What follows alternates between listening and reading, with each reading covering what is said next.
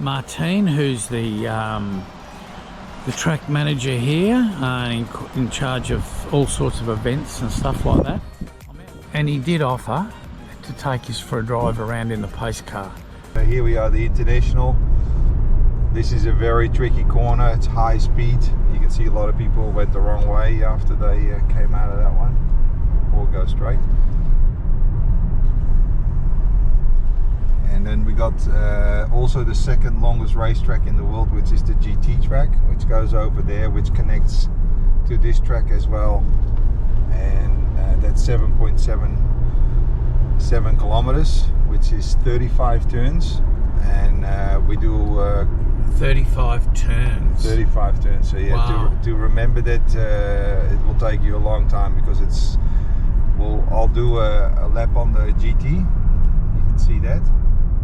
As you can see as well, it's not as flat as people think this area is. It's quite. There's a bit of banking on the turn. Absolutely, and also it's, as you can see, you don't always see where the apexes are. Well, here it is very obvious, but there's a lot of corners where you sort of, imagine to be a bit lower in a car.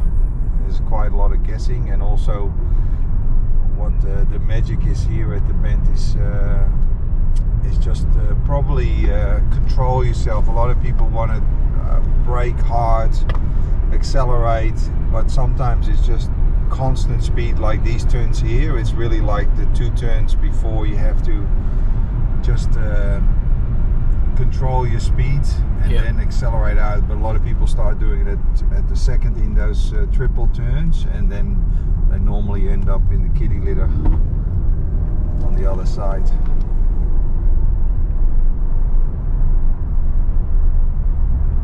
And there's a car drome over there. We do a lot of drifting there as well. Alright, the main straight. So the main straight, the bend.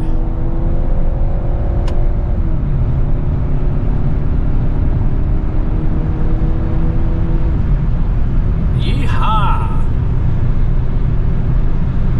Motorsport makes the world go round, doesn't it?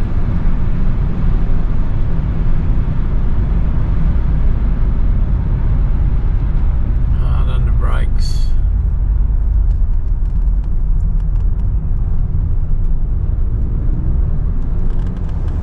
Beautiful.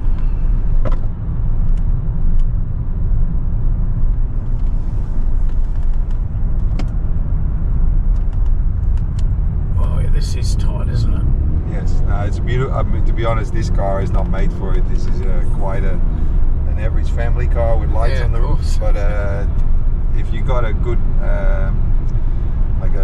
we got one of our Porsche Cup cars, for example. If that goes to the corner, it's just like a magnet, and it feels so completely different. And here you feel the car pushing you in the wrong direction half the time. Yeah. But when you got a properly set up car, it's such a fantastic track to. Here is the west, so if you go straight, we do the west. The west is 12 turns and 3.41 kilometers. And I think the west is a fantastic practice track, because it's quite repetitive. It's not super high speed beside the main straight, but it's a very nice track to really get the hang of if you want to set up a car, if you want to do something new with like with the driver experience program. It's just more easy to remember. So now we go into the GT track, and that's the second longest racetrack in the world after the Nürburgring. With like I said, a lot of turns and a lot of very interesting wiggly winding corners, as this one as well. Like, you can't see where you're going if you've never been here before and you're doing quite a bit of speed. It's a bit of a guess. I'd imagine this would bring a few undone. Coming up that hill, they're going like crazy. It's not too bad. If you're on the GT, before you get to that point, it sort of already takes some speed off. Yeah. And then you sort of course, like you saw, you can't see much where the turn is, where the apexes are. Where it normally goes wrong is here, for people that are just losing it already further, and then they overcorrect here and they end up on the other side, and normally it's the grass or a bit of scraping on the wall. Yeah. But so, is this something that you could have a Formula One race here? yeah, we could. We got FIA rating number 2. You need number 1, but we can easily convert it into an F1 track. But there is no point for that. The investment, we don't have F1. Melbourne will have F1 for the next amount of years. Plus, it would be, I think, a battle of states to who's going to fund it. But we could, theoretically. Yeah. I remember I came over to Adelaide for the very first Formula One race, and it was just nobody had seen anything like it. And you know, the cars are coming down the track, and their rub plates on the bottom are touching the ground, and the sparks coming off them everywhere. It was just amazing stuff, you know. Yeah, especially in the old days with the original sort of 1980s looking models. Yeah. This is the East building, so the East building can operate on its own. So the East track is another track, so we take part of the GT track, part of the international, part of the East. So here we got, for example, the junior development program with all those Hyundai Excels over there. That's for like 14, 15-year-old kids that want to get into the motorsport. Yeah. We do a lot of things here. We had, for example, Triumph motorcycles here. We had also Mazda MX-5, because the East circuit is really a great track for lower powered cars. Smaller cars, more like the hatchbacks. The MX-5, love it because it's you know, they can go quite fast, but it's not high speed. It's just more the flow of the track. And a smaller bike, so 500 cc's, 250 cc's. They love it because, as you can see, there's not a lot of straight. It's a lot of fantastic turns here as well. And they're accelerating the whole time, not running out of puff, you know. Correct. Yeah, and it's a really nice, like, it's still technical. You feel that there's some corners where it's not going to be gentle on you, but I love the East, especially with a slower car, a 4-cylinder car with not, let's say, a race setup. Like we had the MX-5 launch here, and it's such a fun track. I think it would have been lost on the bigger track.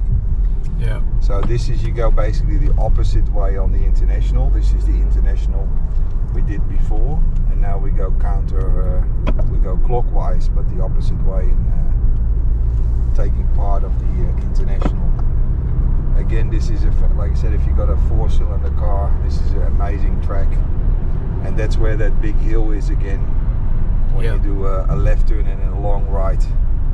So here you would have taken off speed already just to enter this corner. Yeah, slow it down a bit. And then you go set yourself up for a nice right long hander.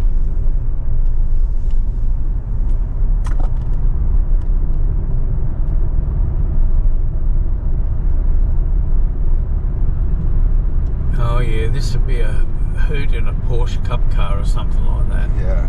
Well, we got radicals as well, and the radical, they're perfect for this trick.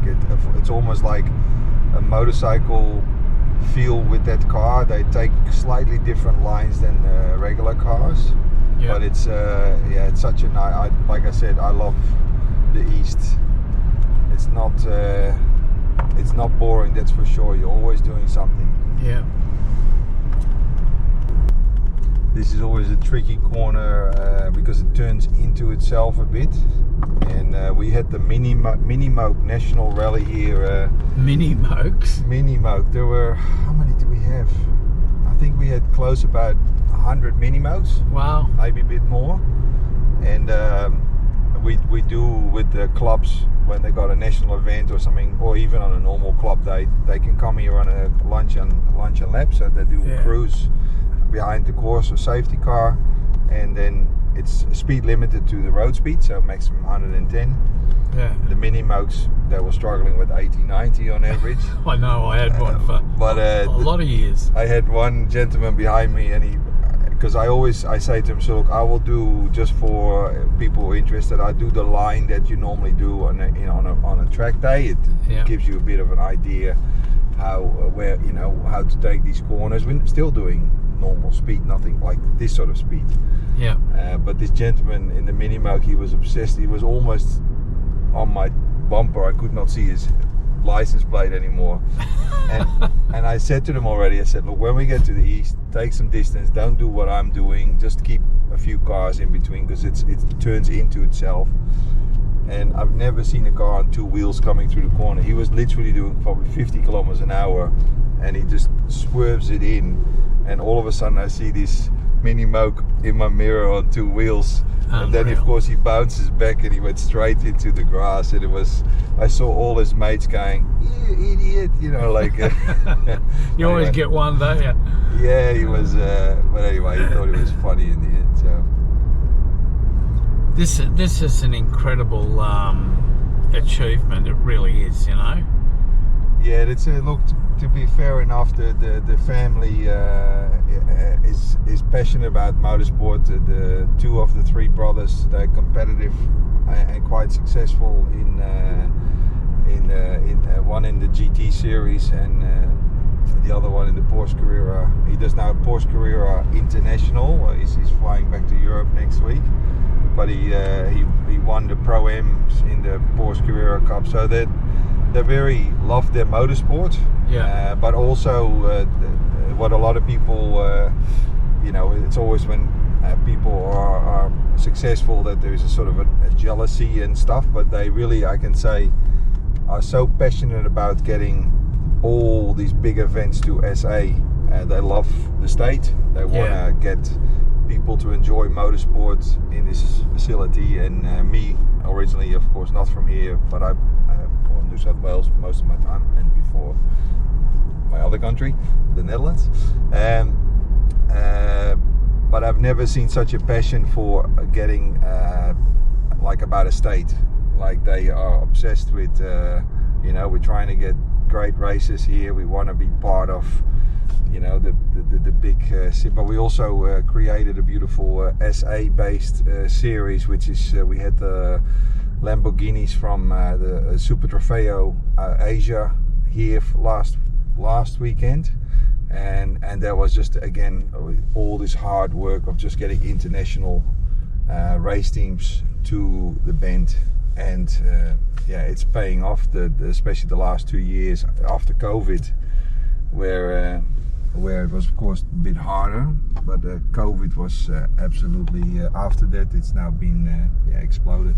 This is Girls on Track. Sorry, I have to say Girls on Track. Girls on Track is from Motorsport Australia. They come here and to really promote more skilled racing, driving / utilizing all these things in the real world. So they turn up in their own cars. As you can see, it's a mixed match. We've got a Ford Mustang there as well. Yeah. A couple of fast hatchbacks in there and a couple of normal cars.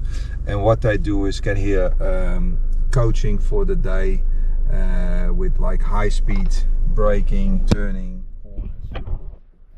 And that happens a lot, not just with them, but we got clubs that want to do motorcanas, or Bridgetown was here not a few weeks ago for testing their new tire range in the wet, because we can irrigate this area, and then they do wet dry testing a lot.